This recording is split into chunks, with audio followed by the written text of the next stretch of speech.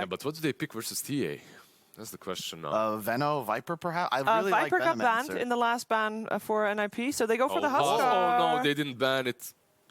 Oh, so God, basically this is- matchup, TA gets crushed. Oh, yes. Oh my Yeah, God, that TA is gets crushed. like absolutely crushed. However, at the same time, if you're capable enough to just move back into the jungle instantly, like level 2, you're fine. Yeah. You're completely fine with TA. This is a big test for Tanner. Yeah. This matchup is unwinnable, and to your point, like to me, this is the test of a pub star because anybody can go in, last pick their hero, have a favorable matchup, win the game. But to show up, be forced out of lane level 3, can you still carry? But listen. Yeah.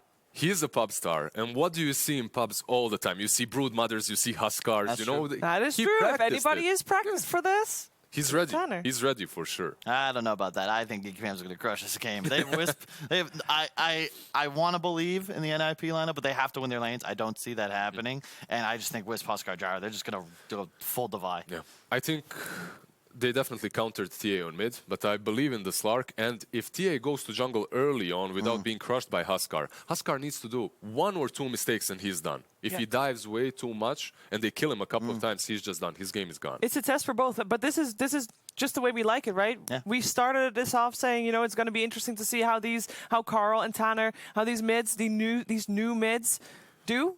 And we're having a matchup that will instantly have to, like, each in their own way, sure, but they got to show up. They got to do what they're supposed to and not falter under the pressure and all that. Yeah, you want to win, not lose.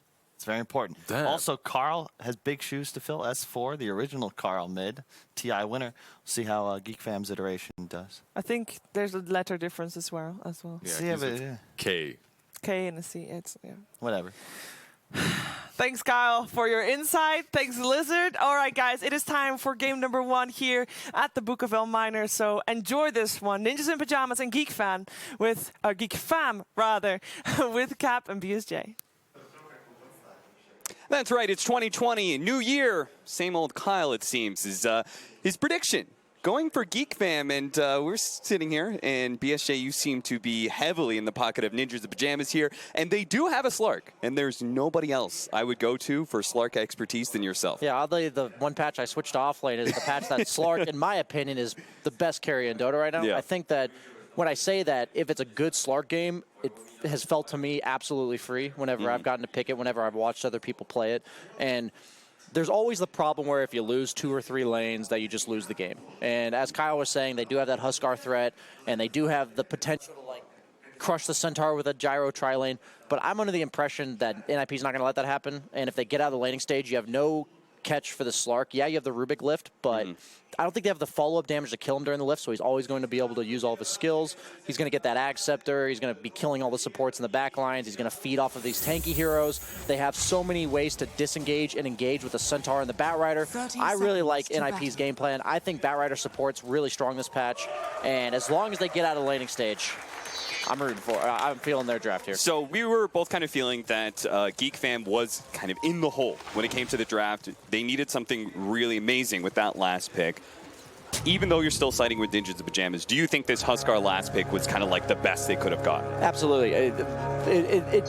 They didn't have a way to solve the whole idea, we can't kill this Slark, we can't catch this TA. So they had to force the Slark and the TA to come to them. That's really the only way. So by being able to pick this early objective, early Roche taker, somebody that the Abaddon can sit behind during the mid game to just take towers and force fights around you, that's like another way to deal with elusive heroes that you don't think you can catch. So that is the perfect pick in regards to what they needed, but I don't think NIP is going to fall for it. You just have to take good trades around the map while they group up on Geek Fam. NIP kind of has to split the map. And, oh, they're doing the creep drag. We've seen this in some matchups. He does miss the range creep, though. That is pretty sad, but at the same time, Tanner knows that this is just, as our panel pointed out, an unwinnable matchup, so you got to get creative with it. And he's going to secure that the next wave is also going to be underneath his tower, kind of. But you can see that the Huskar is also dragging the creeps outside of the tower range. So both heroes seemingly knowing what to do in response. Another creep drag coming out from Biver. Pretty much a standard for off lanes, especially when you're not loving the matchup. Yeah, our Centaur has already taken a good amount of damage. He needs a bit of time to go back to his full health where he can tank up a Gyro combo. Meanwhile, our bottom lane, the Slark versus Abaddon. You a fan of this matchup, BSJ? This lane matchup is incredible. Yeah, you have the Batrider versus the Abaddon, so he can just purge your sticky napalms, but I've played Batrider support in these types of lanes. You just avoid the Abaddon. You have to make him go out of his way to shield the Rubik. So you're effectively making it a 1v1 with your Slark and Abaddon, which Slarks are very happy for. Yeah. So I'm sure they're very aware of this on PBD side with the Batrider, and you see he's pretty much just focusing on the Rubik. Just make it so the Rubik can't spend the entire lane harassing your Slark. Yeah, on the side, like Abaddon, he may have his curse where if he hits you 4 times, sure, he gets an attack speed boost and the silence, but it doesn't really make a difference when Slark is stealing all of your stats. He is going to win that matchup. That's funny, using the toss on the IO to secure that range creep. Well, we're definitely going to see Carl, a.k.a. K, in game. As Kyle was pointing out, big shoes to fill. He was referencing S4, but here in this case, obviously, he is replacing Roya, who GeekFam did qualify with Roya, but over the Christmas break, felt like they needed a change-up. The TA is already in the jungle. You'd usually think this 2-minute DD can be lane swinging in someone's favor, but in this case, there's already no lane happening in the mid lane. Pretty standard stuff, as the panel was talking about in the Huskar TA matchup. A little bit of a hard cam stack. We'll see how they're able to contest those pulls. So when the panel was talking, you were talking about why you like, as we see a first blood attempt happening. Yeah, this is going to be Dubu. Definitely going to fall. The retaliate damage. You were saying you liked Centaur in lane versus Gyrocopter, and this is exactly why, right? Because usually the Gyrocopter is not fearful of just rocketing somebody and running at them, but Centaur, when he right-clicks for what, like 150 damage this early on? Yeah, you just sit underneath creep support, waves. right? If he right-clicks you, you're getting your retaliate stacks, which means you're going to get more CS by activating them, or in this case, a nice little kill onto that IO. Even better, like the Centaur, I always love the matchup of Centaur versus Gyrocopter, but it's even better when you actually have a kill combo, and that's exactly what this opener from Ninjas Pajamas allowed them to do. Open with the Tiny 4 and the Centaur 3. Yeah, I always thought Centaur was good in the mid-game as well against like the Gyro Luna type heroes, these position-based ranged heroes. Oh, we're going to see another kill attempt, but he has to be careful with the shield. He's going to instantly TP on Cuckoo. Isn't going to... Did he TP to his own tower? No, he had the TP fountain for that, so that's not all that bad for either side. He does live, but NIP's perfectly happy to have him forced back to base as well. Centaur already going for the Bracer. But I like him against these heroes like Gyro and Luna because it allows your melee heroes that generally could take a lot of damage on the way to closing the gap on Gyros and Lunas to actually just killing them very quickly because of the Stampede. So you can be like, okay, we need to focus this guy instantly. And Kyle was saying that he doesn't like it against Io with the burst damage, but if you have all 3 or 4 heroes on him at the same time, that may be just overwhelming amounts of damage. Oh yeah, there's so many reasons to love Centaur versus Io. I think that there's not only just the ability to get on top of the Io, Centaur is himself like a pretty burst heavy hero, so Dubu, as you can see, has to be a little bit careful of him. But then there's even little things like, oh, the relocate gank's coming, pop Stampede, everybody run away. There's a lot of opportunities to be able to either reset or close the gap that you need.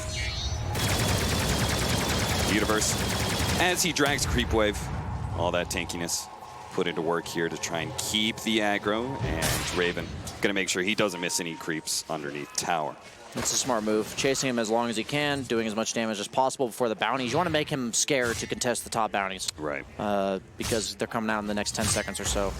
Now, the panel did bring up something that I think is a pretty astute point. Lizard wanted to talk about the fact, what do you think about the support duo of Tiny Batrider? It does feel like it's an awkward duo, right? You don't have necessarily the most traditional supports there. You have pretty independent cores this game, though. Like, once they get out for the first initial levels, like Slark doesn't really need protection. TA is going to do her own thing. Centaur almost protects the other cores once he gets level 6. So the only thing I would usually concern if I don't have traditional supports is whether or not my cores would need my help. So as long as they get out of this early game how they need to, that's not a concern for me. They're already down by 1K gold, but this is exactly what we said GeekFam's lineup needs to get done. Yeah. So it's really going to matter what they use this early game momentum for, because I'm looking at maybe 12 to 15 minutes in the game if this game's out of control for GeekFam, whether or not they can force NIP to have to fight them because they just take objectives so quickly that NIP can't get effective trades. And that's what I really like this early Centaur pick, is that the Tiny and then the eventual Batrider that they grab, both of them as supports are really enabled by that Stampede. Yeah, right? Both of them are like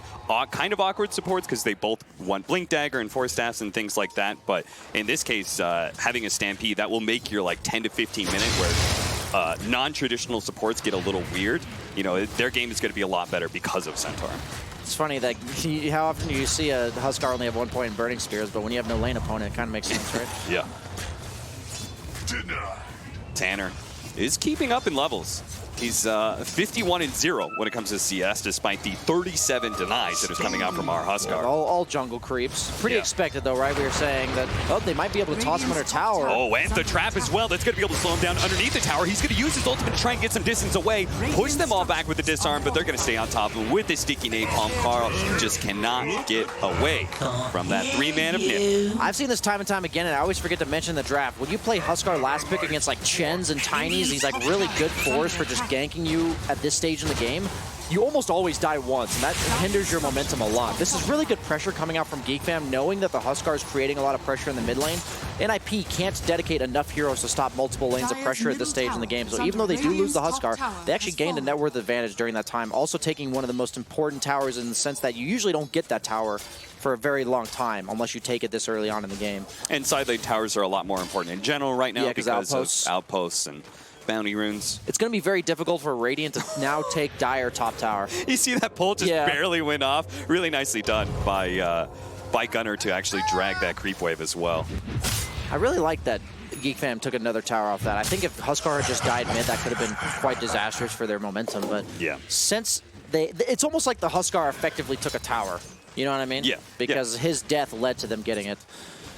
And he's still able to maintain a very large net worth lead, even though the levels are even between him and the TA. Toss over. Yeah. At 8 minutes in, the Aphotic Shield is going to delay his death here. Gunnar is actually going to get a helping hand in the Stampede, but thanks to Dubu, Cuckoo will not fall. Still, though, this is a bad. This is looking like one of those games where, as an offlaner, you're just going to be looking for levels and casting your spells on your other cores. You're not going to have much of a game yourself. And the Treads triple bracer, 1,600 health on the Huskar. Maxing out his passive, but he's been consistently at full health, so I don't know how much that passive's really doing. Tanner looking to just do a little poke damage here. I'm surprised they haven't delivered him a sentry in the mid lane. Permanent Agi. He's going to go down, and unfortunately, he can no longer anymore. deny with Mistcoil. He was just, maybe he was just trying to get CS with it or something, but... I think the most powerful safe laners this patch are the ones that once they gain an advantage, it's almost impossible to approach their lane. The Morphlings, the Slarks, even Gyro fits that description if he has a really good start. But like, how do you gank the Slark? You can't really. How do you walk him in lane by yourself as an Abaddon? You can't really. So it creates this like awkward scenario where you have to bring 4 heroes to their lane and you're not really killing them, you're just getting them out of there. And that's why I think Slark's so powerful right now. Yeah, what are the chances he fits that description so well. This lineup kills a Slark, right? They have no instant disable besides telekinesis. To be fair, I've played Slark in these types of games. If NIP missteps, this could easily be a game where Slark's 5-0 and they lose. And that's exactly what Kyle is saying, is that he thinks GeekFam is just going to go full divine. They're going to group up and run at you, and Nip's lineup is going to be a bit too slow. We're already seeing this pressure on the mid tower. And most importantly, we have to pay attention to what NIP is doing around the map during this time. We see the Slark pushing bottom tower. Centaur's not even quite pushing the top tower yet. They are responding, so the only way you're going to stop these pushes is indirectly. You have to make them teleport away from the push to defend other towers, exactly what you're seeing here from NIP. As Gunnar tries to put a bit of pressure at bottom. We have Biver as well as Peter. Oh, nice. That was a good bounce over. Zephyr put back in the river here and is eventually going to be run down. They're going to use the Firefly to ensure the kill, and maybe Peter can farm up the hard camp a little bit as we now hit that 10-minute marker. Tome. Oh, they're going to try to get Raven here as well, but Raven's going to have a helping hand. It's Dubu. Can they actually burst down the Sharkcopter fast enough to toss up in the air? And Universe just does too much damage. He just saw those 3 heroes ganking his Rubik. Overconfident, almost feeling like if the IO's behind him, he's fine. But his IO's only level 4. No relocate save to be seen. And your Rubik's really your only other counter initiator, right? Like, you can't TP in the Abaddon. He just TP'd bottom. A little bit of lack of game sense almost coming out from Raven there, because if Abaddon hadn't TP'd bottom, that might be a bit different. But that's exactly what NIP has to do, force them apart. As a unit, as a ball, GeekFam is very strong, but as a individually against these Slarks, TAs, Centaurs, these are some of the most independently strong heroes in the entire game, right? Yeah, and it's great that at least 2 of these heroes are really good at pressuring towers at times. Centaur is one of the best at being able to do so. We see the Slark just freely able to put pressure on this offlane tower because there's no offlaner that can stand against him right now. They got a Faded Brooch. Hopefully they give that to Batrider. One of the best items in the entire game on core or support Batrider. All that hero really needs is mana and movement speed to do his job. Gunnar healing, salving up to make sure he can tank the tower a little bit longer for Siege Wagon. Kuku's going to try and go for the deny, and he does get it at the bounty. Gotta just let that catapult get him, man. Like, the catapult does more damage than both heroes, so you just gotta, sometimes you just gotta give it up that you're not gonna get the last hit. But that's okay. Tower's better to be gotten and denied than not gone at all. Ironwood Tree, probably going to give that over to the Gyrocopter, I have to assume. Not very efficient on Huskar when you already have the triple bracer. Yeah. Pretty decent stat item, but... So for now, they're keeping the Faded Brooch on the Centaur. Not bad on him either. I really like this rotation by Gunnar because really, like I said, the only way GeekFam can do anything to Slark is just by forcing him away from somewhere. They can't ever kill him. I hope he doesn't die soon as I say that, but exactly. They're going to bring 3 heroes and Slark's going to rock away. That's exactly the pace of this game that NIP is looking to, like, they know that's what their response is going to be. And this means that our supports are able to get a little bit of recovery time. Yeah. Universe isn't going to TP down to bottom. That'd be kind of a wasted TP. Instead, Peter's going to collect all of that. You know, he was sacrificial enough in the laning phase. They got to give him a little bit of window. You have to threaten what NIP is doing, meaning like if Centaur TP's bottom, GeekFam knows that they're not going to be pushing top for the next 2 minutes because of that TP. But because you have the Batrider bottom and the Centaur top, GeekFam has to constantly worry about top lane, and that means that every time they leave top, NIP can just run back and do this tag, you're it kind of thing, cat and mouse game.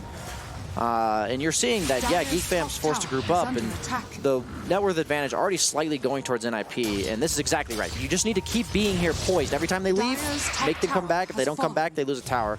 So despite the early mid-game snowball lineup GeekFam has, they are equal on towers right now. What do you think about the choice of our TA's Universe? He's going to be able to walk away from this game pretty easily. The early pickup of the Blink Dagger over like a Dessa Rush game. Why do you think the difference this game, if they dust you and dunk you with Huskar, you're going to die. But if you have a Blink, how do they actually kill you? Right. And I think that goes along with the game plan that NIP has. I think it's a very crucial decision in these types of games to go Desso or Blink, and a lot of it has to do with how easy it is to catch you. Because if they can't catch you, Desso just naturally farms faster, right? Yep. But because they can catch you without the Blink, but they can't with the Blink, it actually makes you farm faster because you can be more aggressive. You can, like, just not be fearful of dying, so you're not being zoned by the opponent. You kind of just pick and choose wherever you want to farm.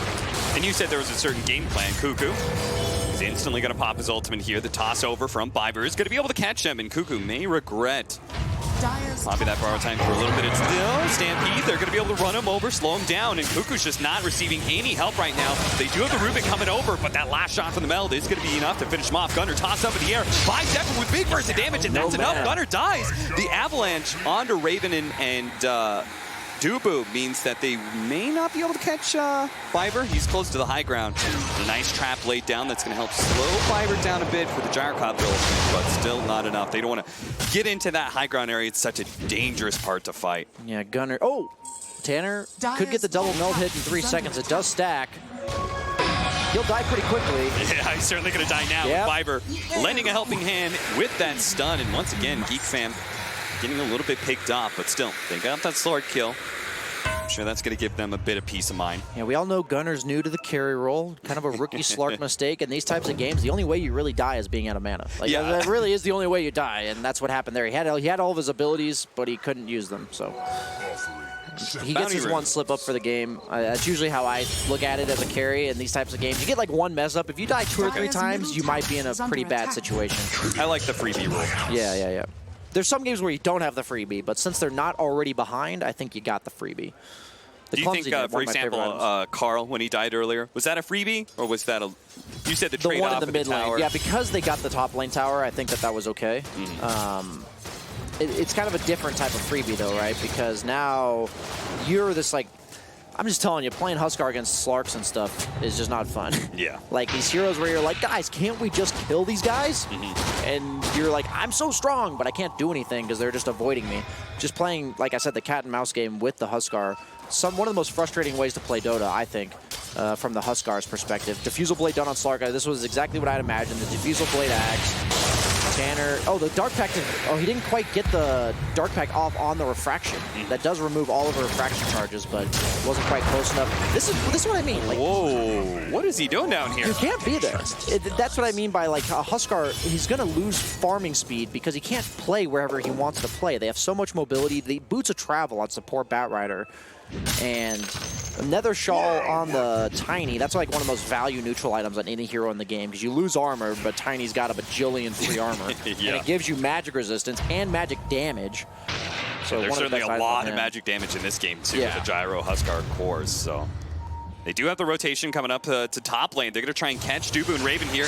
Quickly execute Dubu if possible. Gunner does still have his ultimate. There's the heal coming out from Dubu, though, and a little bit of help from the Aphotic Shield. And now Gunner has got to get out of here. Fortunately, there's no disables to keep him in place. Yeah, that's the thing is like they stun him once and then he comes out of his ult and they just Centaur Stampede him. Blink Dagger already done on Centaur.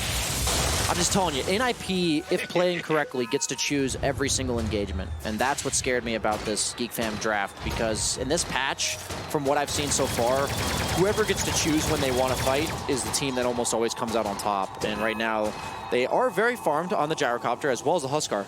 So by no means is Geek Fam out of this. But I'm of the opinion that if Geek Fam, or excuse me, if NIP plays cleanly, they will take this game. They are going to force the Roach, is exactly what they need to do. Slark ultimate on cooldown, Centaur ultimate on cooldown. Got pretty easy Roach taking potential between the Batten as well as a Huskar. And this is one of those ways to be able to kind of force a fight. Yeah. You were saying that, they're dodging us all the time. Let's take a big objective. And Roshan and Nip are going to continue to dodge. They don't try and contest. They're going to play for the map control instead. You're going to see this repeatedly. I believe if NIP runs into them 5v5, they are doing something drastically wrong. Doesn't matter where that objective is. If they've gotten to your base with 5 heroes and you're not already threatening the side lanes, you've also done something wrong. If NIP ever feels like they have to fight 5-on-5, they're either too far behind or they've done something wrong leading up to that fight. And so in that case, I think NIP was maybe even aware that that Roche was happening, but since their Centaur Stampede was on cooldown, their Slark Ultimate was on cooldown, they just had to give that up. That was the punishment for what happened top, the failed kill onto the IO Gyrocopter. So I believe both sides got the Essence Ring, which is obviously a lot better for Geek fans since they do have an IO. Yeah, that is a very broken item. How much heal is it? It's like 600 on your tethered target, something like that. Yeah, it's something pretty absurd. He's queuing up a BKB on Slark. I don't think he needs to go back for this. That might be a bit of an overreaction. Were you okay with the original idea of this Aghanim Scepter that he was building? You can't fight them head on, but you can just catch people so easily. Nice two-man stomp from Universe with the Avalanche over the top as well. They're going to try and catch Dubu, but the toss over. No, the Aphotic Shield is well enough to be able to save him. Less the melt shot. That's still not enough. Biver running away from Kuku here is going to be able to blink away to safety. And in the end, nobody dies from that engagement. I think nothing happening is good for NIP. They're going to see they're going to see Carl down here. He's alone. They have the there's no ward. relocate, so you can definitely play here in this bottom I lane. think that was a bit too scared. You can even just force 3 heroes bottom and just run. And well, he's going to wait for Universe to be able to hit another two-man stomp, finish off Dubu, and now Carl left is very, very much alone, and the rest of his team is coming in soon. Yes, can Carl live long enough? Well, with Tanner coming in, he does manage to get the disarm onto Tanner. That's going to help, and now the rest of the team is here. Aphotic Shield, a little bit of heals. Carl's going to be okay. Gunner's saying, I got to get out of here, just as BSJ is saying it, but he's popping a telekinesis, pulled back into the rest of the team, and there you go. Geek Fam get a critical kill onto Gunner. It had to be quick. I knew that it had to be quick, and they just took a little. They killed the IO. That was great. And then just at that point, when you get halberded on Slark, just get out. Like the fact that they delayed the kill by 4 or 5 seconds with that halberd. It's super important that they realize Geek Fam's always going to respond. They're not bad, right? They're going. They know they need to fight you, and if you force them to fight, you need to keep playing. I say cat and mouse again and again. Force them to come to you and run as NIP. As Geek Fam, you want to force them to come to you and hopefully force them to fight you. That's the goal here. So what do we got in the bounty runes here? Looks like it's just 2 for 2. Yep, 2 for 2 both ways. At the end of the day, it's not terrible, but the freebie was already used, as we talked about on the Slark. So he does have to worry about being too far behind once Geek Fam can't, because eventually the split push thing doesn't work anymore, right? Eventually, the enemy team just too much damage. They're going to come back for this. They have no lasso. Our IO, is he going to be low? He's actually going to bring Raven back in with the line up with the shots for the side blade. Tanner just ripped him apart inside the river. A double damage turns into an easy double kill for him. That Essence Ring does not give armor, so as far as I remember, right? It gives like mana regen and int. Yeah, I think so. So that IO getting meld struck with the Death Zone probably is at like negative 12 armor. Yeah. And it's pure damage on the hero behind him. So Gyrocopter effectively has negative 12 armor. Getting hit by a DDTA, that is not ideal, to say the least, for Geek Fam. They are now down by 4,000 despite having an Aegis. And this is where we start getting real concerned for Geek Fam, right? Because they were doing fine. They had, good net worths. They were staying ahead with the Gyrocopter and Huskar, but just, engagements that they don't actually full out win. You said, these engagements where nobody dies, that's to the advantage of Ninja's Pajamas. Now they straight up lost a fight. They lose map control off of that. They start coming behind farther and farther in net worth. We were talking about the elusiveness of the cores on the side of NIP. How do you even kill this Batrider? Like when he's just farming, like he's just taking the dangerous farm all game. He's been sitting bottom with boots of travel, ready to show up to fights. That's usually something you require from your mid laner. Like that's a crucial role in the game to defend your tower and show up to fights. And they're getting it out of their 5 position. There's just so much greed, so much efficiency coming out from NIP's draft, and Geek Fam just doesn't have the tools to punish it yet. I don't know if they ever will. To be honest, none of their heroes, Huskar, Gyro, Abaddon, they never build to punish that. None of these heroes build Sheep Sticks, Abyssal Blades, Blink Gap Closers. None of them ever built that. They're all in the hands of this Rubik, and that's a tall task for a 4 position, potentially a 5. We're getting to the point where Ninjas in Pajamas are going to start taking 5v5s with confidence. Yes. Now they have a BKB on the Templar Assassin. That's going to change a lot of things. Now that they have enough net worth lead, they can consider taking... Oh, this is a 3-man stop. Oh, nice setup. They're going to immediately start hitting on a Cuckoo, where as Fiverr identifies the right hero. Let's just finish off Dubu, and then we'll take Raven for last. Yikes, man. NIP's playing this well. They've had a couple slip-ups, but overall, they clearly understand the game plan. They know what they were supposed to do with their draft, and this is the point that you play the cat and mouse game for. This is why you did it. And I said eventually the split push game doesn't work, but what you're supposed to do with this early 15 to 20 minutes that you did it was accrue that 4K lead with those crucial pickoffs because you're playing the map more efficiently. And then suddenly you're like, okay, we're not afraid to fight you anymore because even though your heroes are superior in team fights, we're just going to buy items. So now that we're at the point, Ninjas Pajamas can take 5-on-5s. What does Geek Fam do? Because they're obviously not in a great position. This lineup is not going to go late game very well, right? You honestly have to hope NIP just slips up. So you're going to have to make riskier and riskier moves and just force fights and try and out-team fight them. Basically, at this point it comes down to hopefully pushing your buttons better than the opponent. And sometimes that is just how it is in Pro Dota. Even in PUBG, But at this case, there's just no natural way for them to play the map efficiently. You're watching Peter just jungle on his own side of the map. When you're a 5 position and you're jungling your own side of the map, I'm sure many viewers can attest to this. You're feeling pretty good. You're like, okay, my team's doing fine. Okay, I'm just going to chill down here. You're like, I'm helping. I'm doing something. You're not needed to be able to sit behind one of your cores at all times. Meanwhile, Dubu obviously hugging the gyro, and you're watching now Zephyr has to sit behind Carl. Yeah, Zephyr has to be the one to set up for all of these fights. Every single time somebody goes for a push on a tower, he's the one that needs to be there because if the heroes do get a little over-aggressive, he needs to be the one starting the fight with the telekinesis, then they can relocate in. So he's always needed to be somewhere. So at the beginning of this game, we talked about the recipe of what was going to happen. I want to tell viewers at home, the story that happens when one team can play independently and the other team cannot, compare the 5s and the 3s in this game. Batrider is almost 4,000 net worth ahead of Io, and Centaur is almost 4,000 net worth ahead of the Abaddon. That's like the entire net worth advantage that they have on the side of NIP. It doesn't show in your 1 and 2 positions because they're going to get farmed because they're getting sat behind.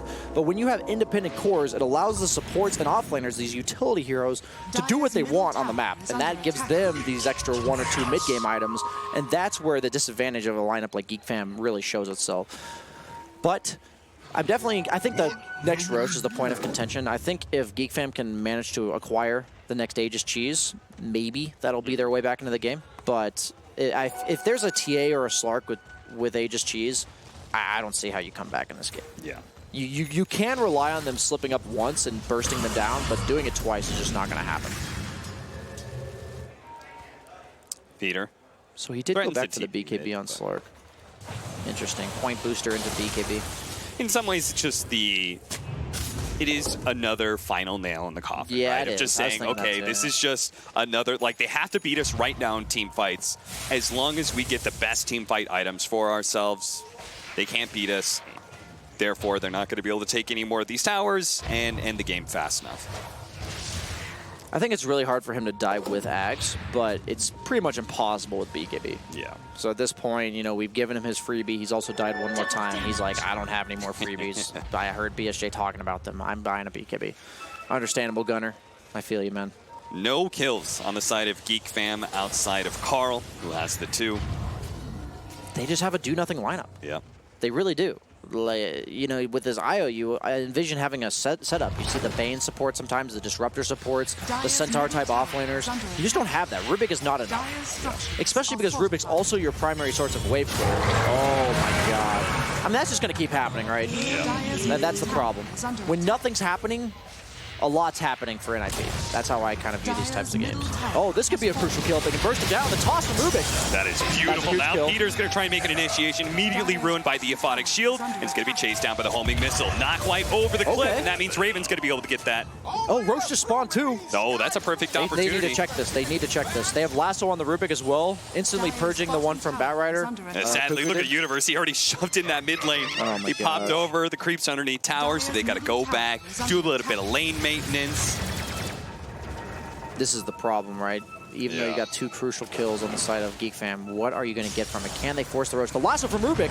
Really? Gunnar, pull back. Okay, telekinesis The straight. toss. A little He bit tossed good it. enough. Gunnar, man. Wait, no, how did he block? Oh, he just telekinesis after. Yeah. Okay, I see. It looked like a toss because he didn't move. Wow. I mean, I think that was straight up the lasso. Because if you telekinesis during lasso, it doesn't work. It does the instant ground pound stun. Maybe he So I think his telekinesis lasso first, and then he lassoed after? No, he definitely he telekinesis midway through, but it just Okay. didn't matter because Okay. lasso lasts so No, long, 'cause he has the right? Because he rebuff has his duration, passive, yeah. so he's like, you don't even need to worry about that, dog. Okay, Well. let's be honest. Gunnar knows he's in vision, man. Uh-huh. You're a Slark. Yes. You can't get blinked on and stunned when you know you're a Slark. So I'll give a little bit of leeway to Gunnar in that I'm sure he's very surprised that Rubik had lasso blink dagger. You know, That's like fair. I feel like that was something that was not called out. Okay, well, NIP, they've given Geek Fam hope here. They've given Yes. them life. We Yes. said they needed the Roche. On top of that, I didn't really envision how they were going to get the Roche, but getting Okay. 3 kills, 2 of which on the crucial cores, is a way to accomplish getting Roche. Okay, Brian. How Yes. do we use this Aegis? Because we didn't use the last Aegis well. How do we use it this time? Hey, man, I think you need to find that small window where you're not getting split push pressured, and you just need to ball up and go down a lane. Okay. So they have to be a bit split right now, Yeah. like they're doing at bottom. They need to push out 2 lanes at once. Yes. And then eventually just collapse on a tower and just shred it because you have Huskar Gyro. Okay. They do have the Mjolnir coming out for Gyro. Don't know how I feel about that, honestly, against all the BKBs, but it's not like terrible. I'm surprised he didn't go for either Satanic or like MKB or some damage item. I guess he wants to throw it on his Huskar. It is a pretty good, he has a frontliner, so usually that makes Mjolnir a better item. Yeah, and you've got small instances of damage, Avalanche, as well as Batrider's Firefly. This is true. That is true. Bottom tower is under attack. So this is good. This is exactly what they need to do, because even though they only have 2 heroes here, the rest of them could be here in time. He has the Aegis BKB on the Gyro. But as you see, top lane already getting pushed in. So either going to have to... I would almost believe they have to respond to top with a reload. Like, they just push out the lane with a reload. Radiant's bottom tower is under You won't have it attack. defensively for the fight, but that's the only thing stopping you from pushing base right now. Yeah, you've got Aegis and Cheese anyway. It's like, do we really They're need that actually relocate? teaming. Okay, they're going to try. It's unfortunate. We would have liked them to maintain. Well, they're still going to stay 4-man here. They're just going to leave Cuckoo, so maybe they feel like they're strong enough that they can keep this active Because they have the pressure on the Aegis and you map. can maybe run back to them. Yeah. Okay, so the outposts do come out. Oh, nice! Another Blink Lasso pickoff, this time on Universe. Okay, so that Lasso steal has been some serious value. It really has. Peter cannot afford to give that one away. They're going to try and fit her on Carl. He tossed the TA. He tossed the TA instead. They didn't get the chase on it now. Carl is going to be helped out by Dubu. Gunnar popping his BKBs, now forces Shadow Dance, but none of these heroes from Geek Fam are low. He pounces away, but Geek Fam had their opportunity. They're going to go for the high ground. This is They're the going to go five for man this we were talking 5-man. about. Yep. is Universe. Oh, Blink Telekinesis grabbing Peter Pandan. Peter, he's dead already. They just went back in Universe. They're going to have to do another one. Carl is going to be caught. Phonics shield, not. It's actually after the stun, so now Carl needs a helping hand. That's going to be in the Force Staff. Toss away onto the Gyrocopter. Forced to use his BKB, though. Raven's going to be okay as he gets the heals out from Kuku once again. Viper low enough. He gets stunned up. He's dead. Shackle out from Zephyr. Now he's caught by the Pounce. He gets a Force Staff over to the side, so he's going to be okay for now. But Viper, once again, coming in with the Avalanche. Toss up in the air. Not quite enough to finish off the Rubik. A Mist Coil once again saving him, and Viper's going to die. That's a dieback on him. 4 versus 5, and Geek Fam, they're just going to go for it. No They buyback, see Universe Centaur. low. No buyback on him as well. 2 dead with no buyback. Geek Fam, can they just close out What this is game right happening? here, right now? They could just go down the mid lane barracks. There is still a tier 2 at top, I believe, so they may just have to go for 2 lanes of Rax. Or they could go for the full out tier 4. Okay, I was kind of trolling about like the freebies at that point in terms of dying, but man, MIP has actually fed this game into oblivion. They were up by 8,000 gold like 4 minutes ago. And now they're down by 4,000, down 2 lanes of Rax. May just be getting GG'd. They're going to go for it. They're No going to go for buybacks. these tier 4s, and Ninja's The repair Pajamas. Okay, repair kit is going to be massive. Is it enough, though? They're going to have it on the second tier 4 as well, but I mean, they might as well use it now for the multi-shots, and sure Yeah. enough, they do. he's trying to get a kill in the back lines. And I legit think that might force Geek Fam back a little bit, especially if Gunnar can get this pick off on a support, but there's too many heals. He can't actually do anything here. His BKB is going to help him. He, of course, has a the Bounce sick Blink in block. front of him, but he Oh, has a second pounce. Of course, the Aghanim Scepter. He always has that second out if needed, but he drew a lot of time, still have and a now lot of Geek time. Fam have to go back in. 10 seconds till Viper's up. They're close to the fountain as well. That's something the Geek Fam are going to have to be careful of. This repair kit might actually save them. If they don't lose this game right now, it's because of this repair kit. It's these 10 shots. armor, 40% health Yeah. regen over 30 seconds. And they've got one more to go Kill on it. to the throne as well. You got to finish it off now. And Geek Fam, they're saying, okay, Viper's back up, the toss back, as well as Centaur's almost here. Our creep wave's getting cut. Like, we did so much in this game. Let's not throw it away by being too over-aggressive. But Peter, he found the opening on Carl. Kuku needs to be able to get some help. And with that, no minus armor on the Carl. He looks so tanky right now. They need the melt to actually hit him. But Danner, he's now being burned down. The Stampede trying to get him away. Raven looks to be able to run him down. But eventually, the Stampede gets him out of distance. And Ninjas in Pajamas looking to go back in once again while Gunnar keeps on harassing the back line. Going to be able to catch up Zephyr, finish them off. Finally, this time there are no heals. Dubu saving himself with the help of Ghost Scepter. The BKB preventing that homing missile. Dubu's almost dead. Gunnar continuing to commit. Viper does manage to get the toss over onto Kuku, stalling him up a little bit more, but the heals are still too much. Dubu stays alive, and now Tanner forced to back himself away with no BKB and no refraction. He needs to stay out of this. Peter maintains the vision, enough to be able to allow Gunnar to be able to catch Dubu before he complete the toss, and now the stamp. They do manage to catch Kuku as well. That's 2 pickoffs. Peter slows down. Carl, he doesn't even die. Thanks for the try. Carl's gonna die as well. And now Ninjas in Pajamas, they're back into it a bit. Who said Tier 1 Dota was the most interesting Dota? I mean, holy moly. This is back and forth. A little bit of slip-ups, a little overextension from Geek Fam after, I think, just feeling themselves a little bit too hard. I mean, just think if they went, they won that fight, right? Yeah. Just think if they go tier 4s right away. You know, or they just take the 2 lanes of barracks and say, we're good. Yeah, I know. Either option is fine. It's so tempting, though, right? Because you're almost like, we have this window. Yep. And we didn't think we even had a chance this game, and now we can just win it right here and now. But holy moly, what a back-and-forth brawl. The chase potential of NIP is pretty nuts. The Centaur, the Batrider, the Tiny, the Axe Slark at this point, the Blink TA. He's been missing numerous melt strikes. I don't know if you've noticed that throughout the course of this game. Yeah. But those are crucial. That's a lot of minus armor, a lot of burst damage. It not only makes you do more damage, but also makes everyone else hitting him do more damage. That's just the evasion of Halberd? Is that what's been Well, the happening? last one he actually misclicked, Oh. but there was one in base that he actually missed. Like he actually did miss the attack, like you said. Okay. So a lot of numerous random reasons that it's been happening, but either way, they rely heavily on that melt strike initial burst. Do you like the Paladin Sword on Gyro? I know they're both healing a lot, but like, I feel like Io's attached to the Gyro, therefore he doesn't need it compared to our Yeah, that's Huskar, who interesting. can use the heal a little bit better. Yeah, it's close. It really comes down to what Gyro gave up for it. You know, Yeah, that's true. Huskar, he only has bracers, so probably wouldn't be that bad to give him the Paladin Sword. But now that Gyro has the Satanic, it does buff that up quite a bit.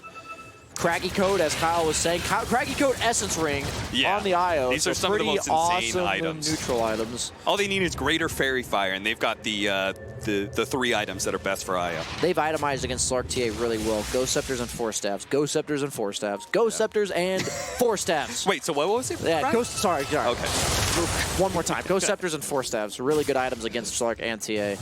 Well, Geek Fam, they can definitely breathe a bit of a sigh of relief. They can't lit up their guard just yet. They've got 2 lanes of barracks, so this game is now always winnable. Even if we start going, another 15 minutes from now, the throne's exposed, anything could happen. But there's Roshan coming out. TA does fall off, and Slark does also fall off.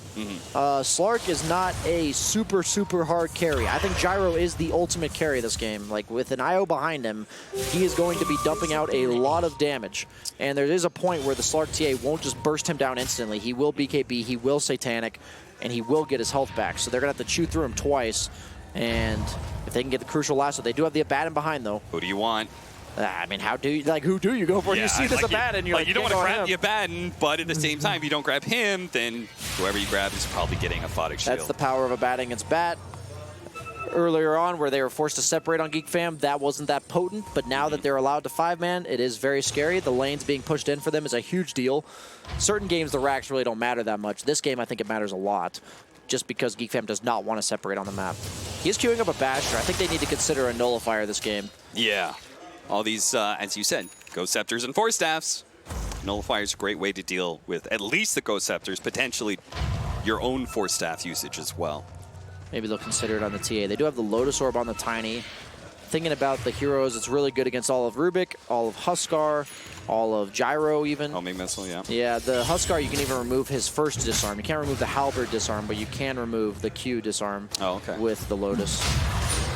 Well, Geek Fam, this was an early Roshan, and Geek Fam are very happy about that. So allow them to keep up the pace of the game. Ninjas and Pajamas are going to be forced to fight this. Is it Aegis or is it a... Oh yeah, what's the third item?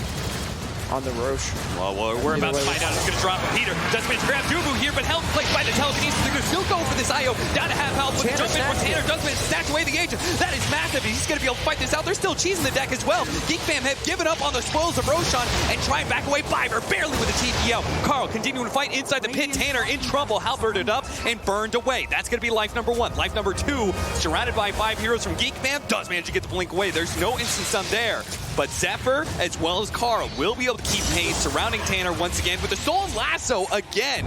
That was clutch last time, and it could be really big for the progression of this game. It wasn't Ags, because Geek Fam's net worth advantage went up by 6,000, so who got the Ags on the Geek Fam side is the question from the Roche. We'll just have to see when their inventories get panned through. And did Tanner grab the cheese? I saw the cheese was he still on ended the up ground. grabbing the cheese, yes. He blinked back in to get it. I'm presuming he didn't use it, because it looked like he was I didn't. Yeah, he was dead either what. way, and I never saw him get a burst of health. So Okay, so somebody's got an Aghanim Scepter. not the Abaddon. Gyro already had one. Rubik doesn't have it on him. Maybe Io accidentally picked it up. I mean, everything happened so fast. Yeah. Maybe. Gunner, Avalanche, toss over by Fiverr on a Cuckoo that's already very low. He's going to find his bar time here really drawn out, but Fiverr is still going to be caught as he tries to go back in once again. No buyback either. Throne being exposed. Ninjas Pajamas going to have to take a 4 versus 5 with the TA buyback. Carl starts backing himself up with the Force Staff. He's going to go back in onto Tanner with the Heaven's Halberd onto him. Stomped up though. Gunner taking more and more of his health. Now he starts healing up. Dubu helped him out. Now Raven coming in with a big swinging of damage, and Gunner just not able to do anything. Instantly buying back the Throne, taking damage from Geek Fan. Ninjas the Pajamas, they need to start poking at Geek Fan now. They do have the glyph, but they need to actually get in there. Peter, he does have his lasso. Can they actually pick off somebody here to finally break Geek Fan's 5-man? He's going to go for Raven. Cuckoo doesn't have the Aphotic Shield. They control him up a little bit, but now comes BKB and turns the fight. Tanner's already dead. Bolted down by Zephyr, and that is just going to be it as Ninja Pajamas are unable to protect their throne, and game 1 goes to Geek Fan.